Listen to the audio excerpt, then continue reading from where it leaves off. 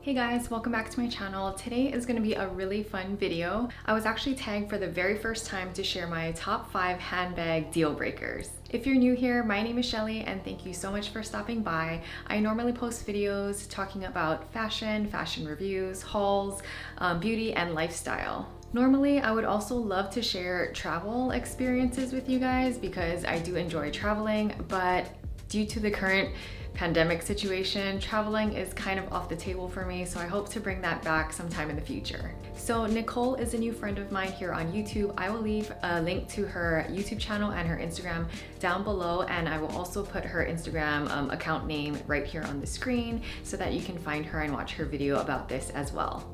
When I first saw Nicole's video talking about her handbag deal breakers, I felt that I had a lot of opinions about this topic. If you've watched other videos on my channel, you will see that I have a lot of handbag reviews and I talk through the details on why I chose that particular handbag. So I thought that this tag video would actually be a great opportunity for me to share with you guys kind of like things that I look for in a handbag, and like, let's say for example, if I notice any of these things, I mean, obviously they're deal breakers, so it would likely change my mind on purchasing the handbag or not. Also, before I go ahead and get started, I did want to share that these are just my own personal opinions, and there's definitely things that I will like or not like that, you know, another person would have a different opinion on.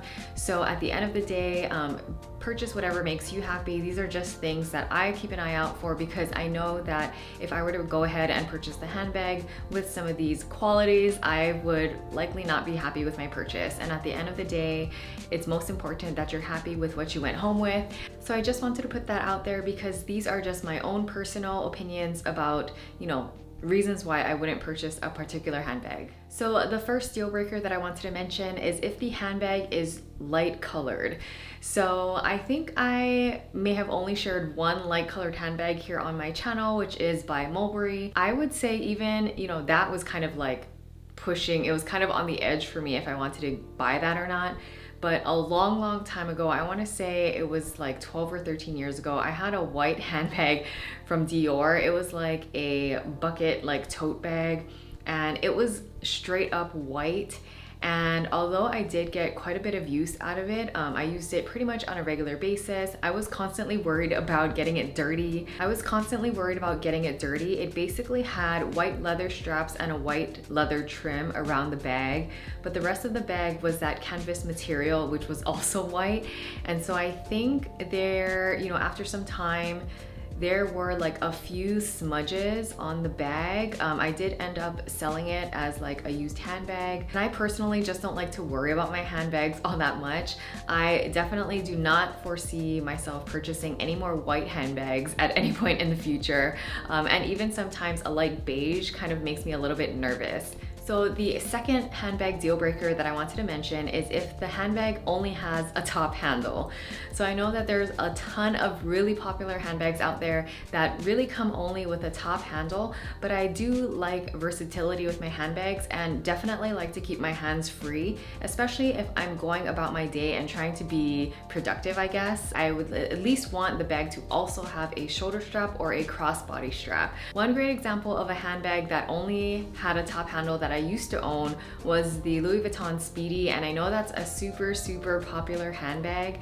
At the end of the day, it was just getting really annoying to me. So some things that I would say frustrated me about not having an alternate way to carry the bag is, let's say for example, if I had gone out with some friends, maybe shopping or like to lunch or dinner, and I went to use the bathroom, I'm not a person who likes to put my bag on the counter in the public restroom or on the floor. So I would hold the Speedy between my legs while I was washing my hands before I exited the bathroom.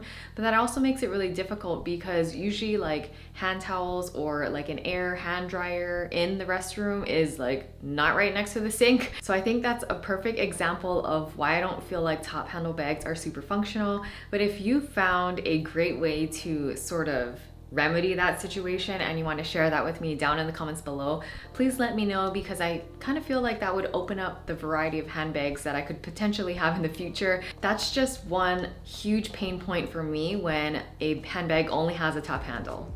So the third handbag deal breaker that I wanted to mention is if the handbag is impractical.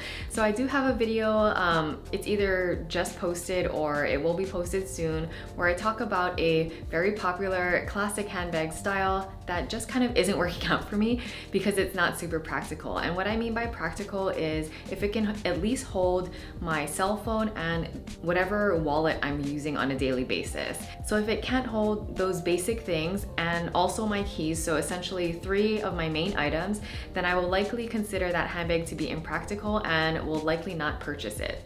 So practical for me doesn't mean that the handbag is gigantic, but it just needs to be able to fit those things nicely without having to like squish things in or put things in a very specific spot. I like my handbags to be functional, be able to hold all of the things I'd like to carry with a little bit of additional space in case something happens throughout the day where I need to like add an extra thing in there. So if the stars align and all of those boxes are checked, then I would consider the handbag practical. So some handbags that I might consider impractical are like the micro or super mini handbags where you can't really put anything in there. I would consider myself a very organized person, but also someone who wants the necessities with me at all times. So if my handbag can't carry at least 3 items, my wallet, cell phone, and keys, then I will likely consider it impractical, and that would be a deal breaker for me. The fourth handbag deal breaker that I wanted to share is if the bag is too slouchy. So I am not a person who must have super structured handbags. The ones that are kind of like in between structured and slouchy are still okay with me, but if the handbag is super soft and super slouchy, my concern is if I were to put it down on the chair or like kind of not at the very edge of a table, but near the edge of the table, that everything would just collapse on top of itself and maybe even spill the contents out onto the floor, which then I would have to pick everything up and hopefully not break anything. But basically that's the reason why I am not a super huge fan of slouchy handbags. I also feel that within the interior of the handbag, super slouchy handbags tend to become this giant like void of nothingness where everything just kind of gets mixed up within. I don't really feel that slouchy handbags are able to keep things somewhat organized, and that's why that would be a deal breaker for me. So the last handbag deal breaker that I wanted to share with you today is if the handbag is too big. So I'm not sure if you are able to tell by any of my prior try-on videos, but a lot of times when I'm trying on clothing, even though I'm buying it in what I'm thinking is the right size for me, like sleeves are too long, the legs are too baggy, the length is too long on my legs as well, and I just kind of have a hard time finding things that actually fit me. So as far as how tall I am 5 foot 3 inches, and my frame is rather like petite, like narrow, and therefore I feel like oversized handbags just look even bigger on me. Even like regular size handbags sometimes look too big on me. And even sometimes if I'm holding it or putting it over my shoulder, I feel like for handbags that are large that go over my shoulder, I then am not able to like rest my arm comfortably in a natural way next to me. But also if it is a handbag that I may sometimes hold in my hand, like it has a shoulder strap, but I might hold it in my hand sometimes, I also wouldn't want something that could like potentially touch the floor as I'm holding it. So those are definitely things that I take into consideration. I don't want a handbag that's gonna look like it can swallow me up, but I can definitely understand that there may be times where I might want to carry a bigger bag just depending on where I'm going, like if I'm traveling or if I need to just carry more things than normal with me on a particular day, like if I'm taking things over to a friend's house or something like that. But on a normal basis, I don't really want to wear a oversized handbag, and if a handbag is too big, then I will likely not purchase it. So that's why that's my 5th handbag deal breaker. Alright you guys, well thank you so much for watching this video. I hope you enjoyed it and thought that it was fun and entertaining. If you want to see more videos like this, don't forget to click that subscribe button down below. You can also click on the notification bell if you want to be notified of any of my upcoming videos. Give this video a thumbs up if you enjoyed watching, and let me know down in the comments below what your handbag deal breakers are. Alright you guys, thank you so much for watching. I also want to give a quick shout out to Nicole again for tagging me in this video. I had a lot of fun going through my handbag deal breakers, but I will see you guys next time. Bye.